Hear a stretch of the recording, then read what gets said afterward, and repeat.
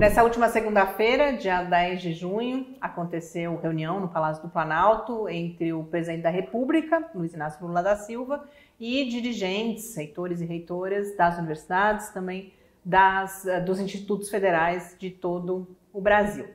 Nessa ocasião, alguns anúncios foram feitos, estava presente, participou da reunião a professora Ana Beatriz de Oliveira, reitora da UFSCar, e algo que ganhou bastante repercussão foi o anúncio de expansão do Sistema Federal de Educação Superior pela criação de 10 novos campi em universidades já existentes e um desses campi aqui no estado de São Paulo, no município de São José do Rio Preto. E ao longo do dia isso é vinculado a um possível envolvimento da UFSCar, o que eu imagino que tenha causado surpresa quando a gente compartilha essa notícia com a comunidade universitária.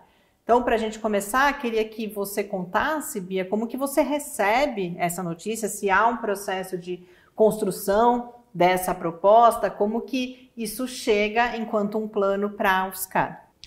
Tá joia, Mariana. Bom, de fato, nós recebemos essa notícia ontem com bastante surpresa. Nós sabíamos que o governo vinha trabalhando na possibilidade de expansão dos campi das universidades federais, isso é de conhecimento público, porque inclusive já foi feito recentemente o anúncio de expansão dos institutos federais, então há um desejo do governo de ampliar a oferta de vagas de educação superior pública em todo o país.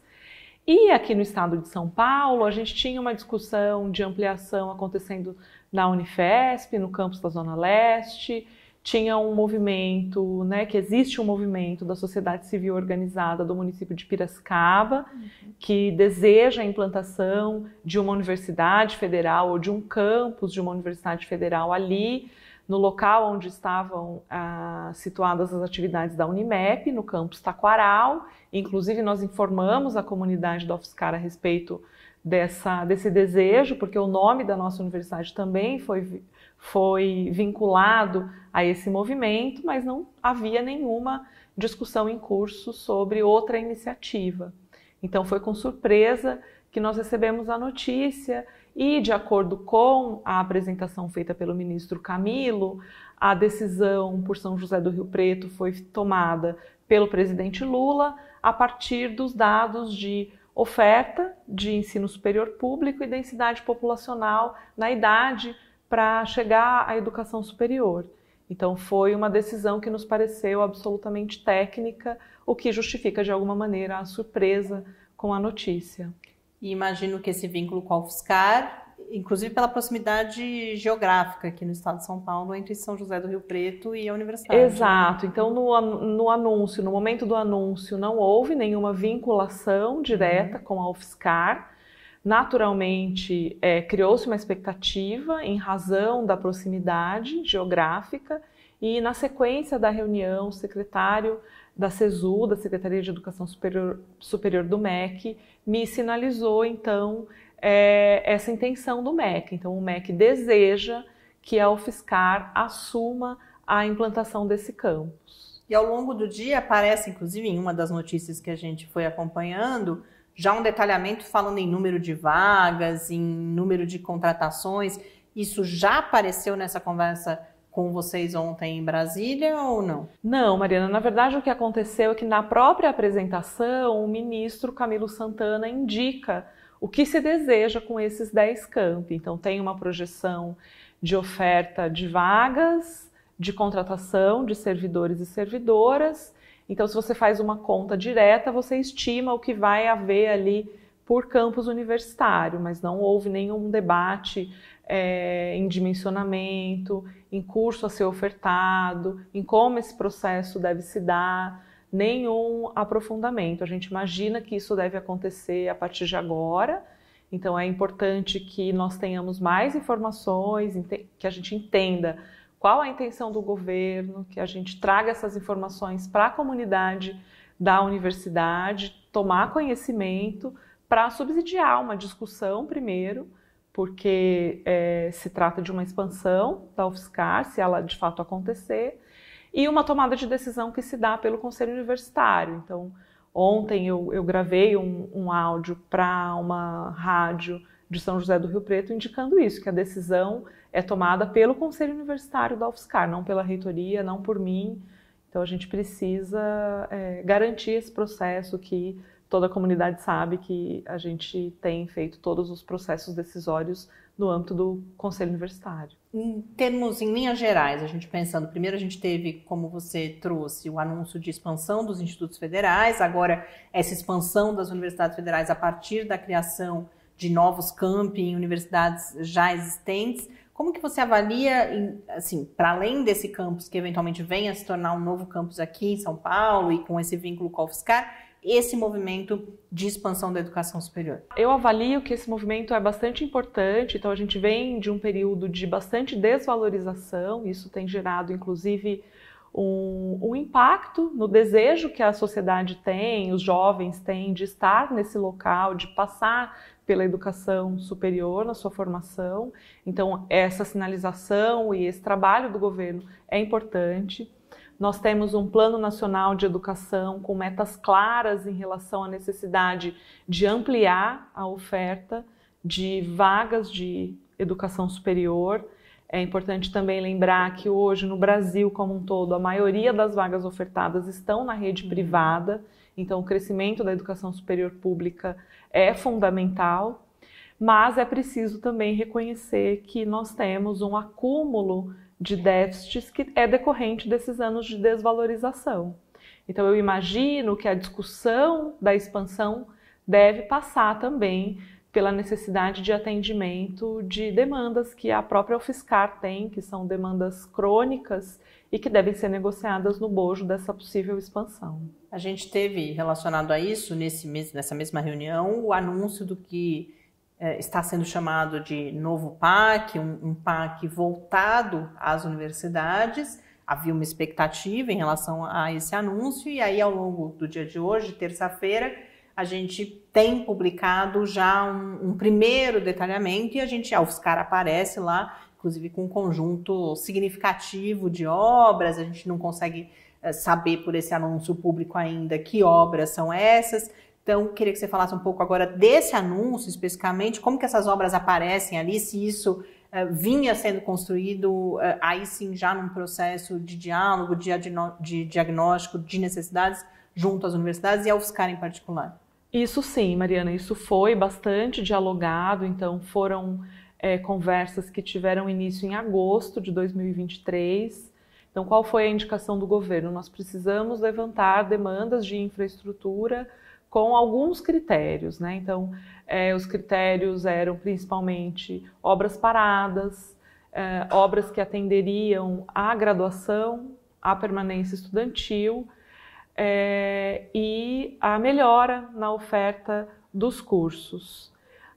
Pactos não atendidos em processos anteriores, então nós levantamos todas as situações que nós tínhamos com essas características, foram critérios estabelecidos pelo MEC, encaminhamos para a CESU e desde então a gente tem dialogado para detalhar a demanda, dimensionar custo e então esse anúncio de alguma maneira ele coroa esse processo, então ele dá uma perspectiva que para a UFSCar é muito boa, então a gente vai ter oportunidade com esse novo PAC de dar continuidade a obras paradas, de cumprir pactuações antigas que não foram atendidas.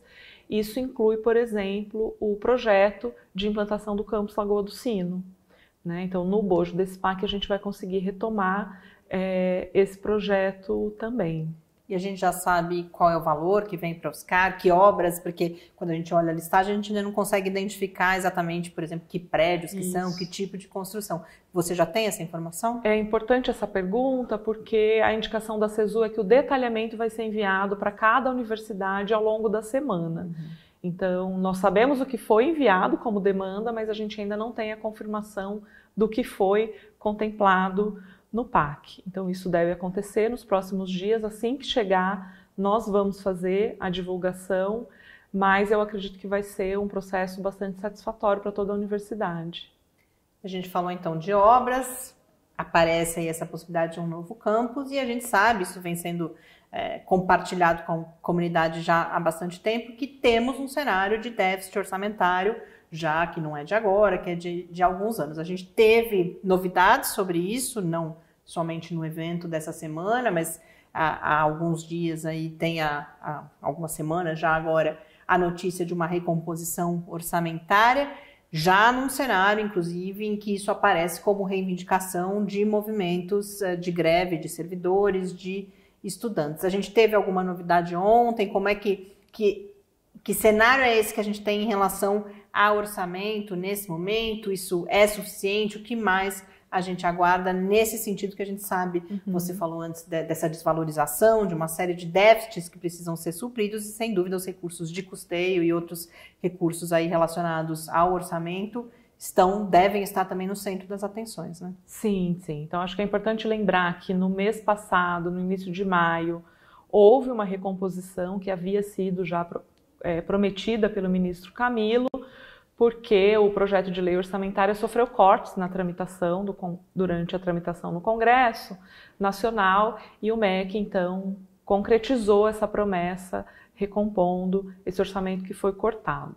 No dia de ontem, foi anunciada uma nova suplementação, que não estava indicada nem prevista, então nós acreditamos sim que ela seja fruto de conquista dos movimentos grevistas, né, de todas as categorias que têm reivindicado essa suplementação, mas é importante considerar que ela ainda é insuficiente, né? Isso foi dito ontem na reunião, há um reconhecimento do governo para essa insuficiência e, como disse a presidente da Andifes ontem, a gente espera que ao longo do ano novas suplementações aconteçam para que a gente tenha um capital de custeio favorável para o pleno funcionamento das universidades.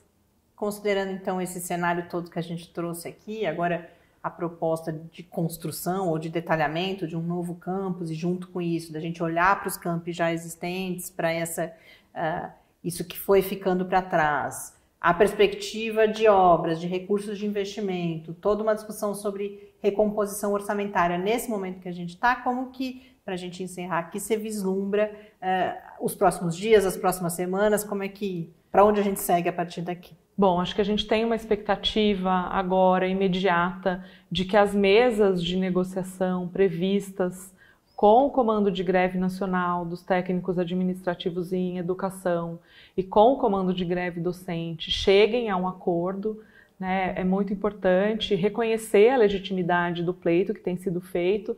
A gente tem uma indicação de valorização da educação superior que passa pelo custeio, passa pela infraestrutura, mas não pode se esquecer das pessoas, né? É importante reestruturar as carreiras, reajustar os salários que estão muito defasados pela inflação e pelos anos de desvalorização que nós tivemos. Então, acho que a primeira expectativa é essa, que essas mesas sejam positivas para que se chegue a uma negociação final e, com tudo isso, a gente tem a condição de seguir trabalhando na discussão desse detalhamento, no início das obras do PAC. A gente ainda não sabe a quantidade de recursos que vai ser liberado para esse ano, mas a gente já está com projetos engatilhados para licitar, e dar andamento à construção, à continuidade da construção dessa universidade que a gente acredita, mas que principalmente que o Brasil precisa. A UFSCar está hoje em 4 municípios, em Lagoa do Sino a gente tem um pool de municípios ali diretamente atingidos e a gente sabe a diferença que a universidade faz nesses territórios. Com a ampliação das atividades de extensão que nós teremos com a revisão dos currículos e a inserção curricular da extensão, a gente vai conseguir fazer muito mais, muito melhor. Então, as expectativas são boas, vamos seguir acompanhando e qualquer novidade a gente vai comunicar imediatamente para toda a comunidade UFSCar. Muito obrigada pelo seu tempo, por essa disponibilidade para a gente detalhar esses vários assuntos que vêm à tona aí nesse momento. E como você disse, a gente segue acompanhando de perto e informando, compartilhando com a comunidade qualquer novidade e, ao que tudo indica, serão várias ainda no próximo período. Muito obrigada. Obrigada, Mariana.